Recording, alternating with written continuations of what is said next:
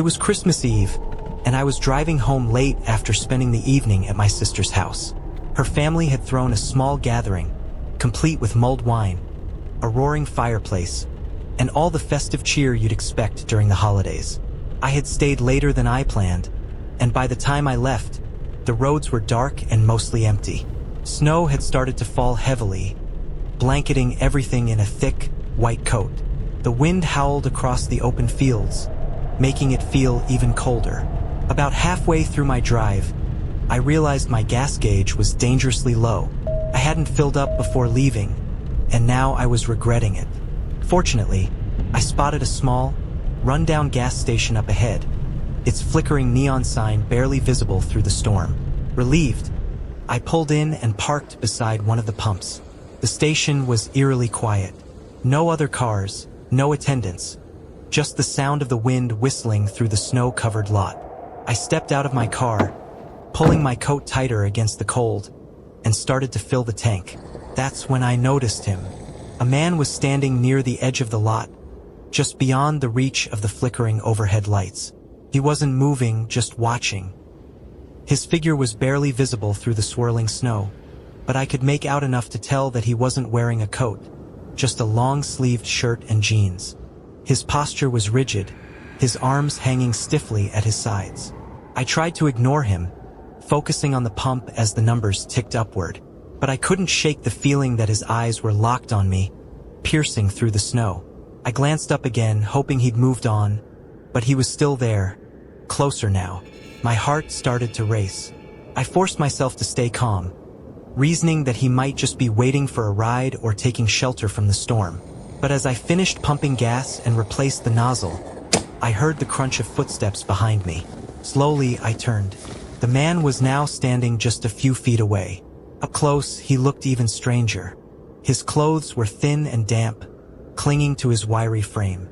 His face was pale and gaunt, with dark circles under his eyes that made him look sick, or worse. But what unsettled me most was his expression. He wasn't smiling, but his lips were slightly parted, as if he was about to speak, though no words came out. "Can I help you?" I asked, my voice trembling slightly. For a moment, he didn't respond. Then, in a low, raspy voice, he said, "You shouldn't be out here." The words sent a chill down my spine. "Excuse me," I said, trying to mask my fear. "It's not safe," he continued, his eyes narrowing. "Not tonight." I didn't know what to say. The air between us felt thick with tension, and my instincts screamed at me to leave. "I've got to go," I muttered, stepping back toward my car. The man didn't move, but his gaze followed me as I climbed into the driver's seat and locked the doors. I started the engine, my hands trembling as I gripped the wheel. The man stood motionless, watching as I reversed out of the lot. As I pulled onto the road, I glanced in the rearview mirror and froze. He was gone. For the next mile, I couldn't stop glancing at my mirrors, half expecting to see him standing in the middle of the road or following me somehow. The storm had grown worse, and visibility was poor, but I pushed forward, desperate to put as much distance as possible between me and that gas station. Just as I began to calm down, I noticed something strange. My headlights illuminated a set of footprints in the snow, leading down the middle of the road. They were fresh, the edges still sharp, and they continued straight ahead as far as I could see. I slowed down, my heart pounding in my chest. The footprints were far too large and spaced too widely to be human. They looked almost animalistic, but no animal I'd ever seen had feet that big, or walked in such a perfect, straight line. As I rounded a bend, my stomach dropped. The footprints veered off the road and disappeared into the woods, but standing just at the tree line was the man from the gas station. His pale figure was barely visible among the shadows, but there was no mistaking him. He was standing perfectly still, his face turned toward me, though his features were obscured by the snow. I hit the gas and sped past, my hands shaking so badly that I could barely keep the car steady. I didn't stop again until I reached the next town, pulling into a brightly lit diner where I parked and tried to catch my breath. The warmth of the diner's lights and the sound of people chatting inside felt surreal after what I'd just experienced. I never found out who or what the man was, The storm cleared the next day, but I couldn't shake the feeling that I had narrowly escaped something far worse than I could understand. I haven't driven that route since, and every Christmas, when the snow starts to fall, I can't help but think of him standing there in the cold, watching. 2 years ago, during the Christmas season, I was working at a bustling design firm in Chicago. The office was large, with over 50 employees, but our team of about 20 always held a small, intimate gift exchange during the holidays. We drew names to decide who we'd buy a gift for, and I happened to get Emily, a good friend of mine in the office. I was excited to find something special for her. She was one of those people who lit up every room she walked into, and I knew she'd appreciate something thoughtful. A couple of days before the party, I stopped by a local boutique after work to pick out her gift. As I browsed through the shelves, I spotted another coworker, Greg, standing a few aisles away. Greg worked in a different department and was always a bit off. He wasn't outright unfriendly, but he had a way of lingering too long in conversations, and his awkward comments often made people uncomfortable. He'd shown up uninvited to group lunches a few times, and his presence always seemed to shift the mood. Not wanting to engage, I kept my head down and quickly made my purchase, leaving the store without saying hello. I couldn't help but notice, though, that he left the boutique shortly after I did, walking in the same direction toward the train station. The day of the gift exchange arrived, and the office was buzzing with holiday cheer. Our manager had set up a table of treats and coffee in the corner, and festive music played softly in the background. When it came time to open our gifts, everyone was in good spirits, laughing and admiring their presents. When my turn came, I received my gift from Greg. I was surprised, as I didn't think he even knew me well enough to exchange gifts. Inside the box was a plush teddy bear covered in little red hearts. It felt oddly personal for a work gift, especially considering everyone else was getting things like gift cards or books. I thanked him politely, though his lingering gaze as I unwrapped the present made me uncomfortable. That night, I went home to my apartment, a cozy one-bedroom on the edge of the city, and tried to shake off the strange interaction.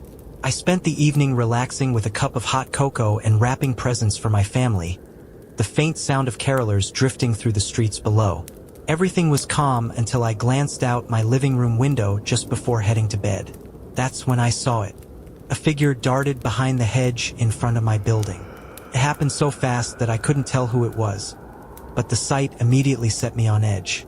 I double-checked the locks on my windows and doors, my heart pounding as I tried to convince myself it was just a passerby. A few minutes later, I heard the faint sound of someone trying the handle on my front door. I froze, every muscle in my body tense. The door didn't budge. It was locked, but the rattling stopped abruptly. I peeked out through the peephole but saw nothing.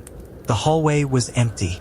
Still, I couldn't shake the feeling that someone was nearby, watching. I stayed awake for hours, listening for any sound, until exhaustion finally took over. The next evening, I was determined to forget about the incident. After all, it could have been a delivery person or even a neighbor fumbling for the wrong door.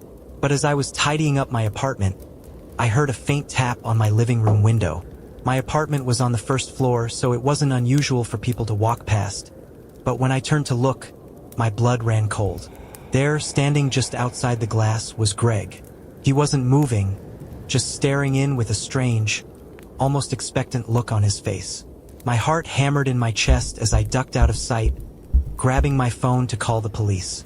Moments later, I heard the sound of my front door handle turning again, followed by a loud bang, as if someone had thrown their weight against the door. I hid in my bedroom, shaking, as I waited for the police to arrive. When they did, Greg was gone, but his car was spotted idling a few blocks away. The police arrested him shortly after, and what they found during their investigation made my stomach churn. Greg had somehow managed to swap names in the gift exchange to ensure he was assigned to me. Inside the teddy bear he'd gifted me, police discovered a tracking device, a small AirTag hidden within the stuffing. That's how he'd known where I lived. He'd been following me since the party, waiting for the right moment to confront me. The ordeal didn't end there. Over the next few days, I received messages from unknown numbers, all of them vague but unsettling. I just wanted to talk. One read, "You didn't have to get the police involved." Another said, "The bear was meant to keep us connected."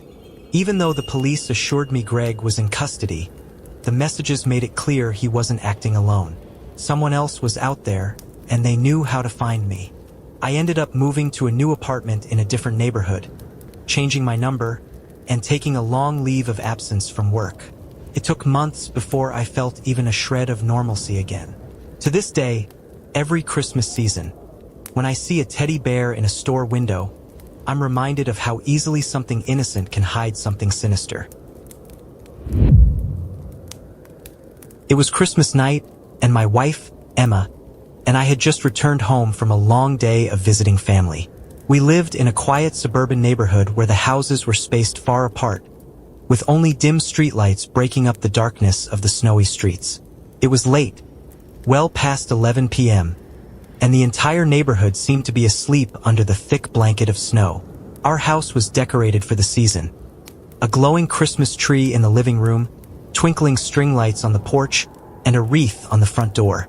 After carrying the last of the presents inside, we locked up, turned off most of the lights, and settled in for the night. The quiet calm of Christmas was setting in, and I remember thinking how peaceful everything felt. That peace didn't last. Sometime after midnight, I woke to the sound of faint tapping. At first, I thought it was part of a dream, but as I lay there, the noise continued. It was rhythmic, deliberate, and coming from somewhere downstairs. My stomach tightened as I tried to convince myself it was just the wind or a loose branch brushing against the house. But then Emma stirred beside me. "Do you hear that?" she whispered. I nodded, my pulse quickening. The tapping grew louder, sharper, and more insistent. It sounded like it was coming from the front window in the living room. I grabbed my phone and checked the security camera feed, but the angle didn't show anything unusual. Still, I couldn't shake the feeling that something, or someone, was outside. "I'm going to check," I said quietly, slipping out of bed. I grabbed a flashlight from the nightstand and made my way downstairs, my heart pounding with every creak of the wooden steps. The tapping had stopped by the time I reached the living room, but the air felt heavy, charged with an uneasy stillness. I walked to the window and peered through the curtains. At first, I saw nothing, just the snowy front yard and the faint glow of our porch lights. But then I noticed it. Faint footprints leading up to the window, circling the house, and disappearing into the shadows near the backyard. I stepped back from the window, my breath catching in my throat. Just as I was about to call Emma down, a loud knock echoed through the house, this time coming from the back door.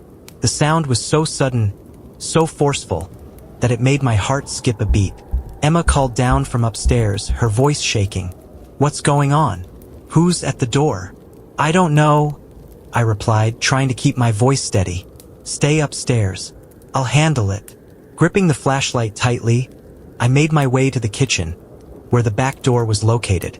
The curtains on the door's window were drawn, but a shadow loomed behind them, tall, motionless, and unnaturally still. Whoever it was wasn't knocking anymore. They were just standing there. I flipped on the porch light and cautiously pulled the curtain aside. My stomach dropped. A figure in a dark coat stood inches from the glass, their face obscured by the hood. They didn't move, didn't flinch as the light revealed them. For a moment, I thought they might be frozen or worse, but then their head tilted ever so slightly, as if they were studying me. "Who are you?" I demanded, my voice cracking slightly. "What do you want?" The figure raised a gloved hand and tapped the glass lightly, once, twice, 3 times, before stepping back into the shadows of the yard. I fumbled with the locks, thinking I should follow them, but something about the way they moved made me stop. It wasn't normal. Their movements were too smooth, too deliberate, like they were gliding instead of walking. I locked the door again and turned off the porch light, hoping the darkness would make them lose interest and leave. But I couldn't shake the feeling that they weren't gone. I spent the rest of the night sitting in the living room with the flashlight in one hand and my phone in the other, waiting for them to return. When morning finally came, the snow had stopped, and the yard was bathed in the pale light of dawn. I stepped outside to check the area, my breath visible in the frigid air. The footprints were still there, circling the house several times.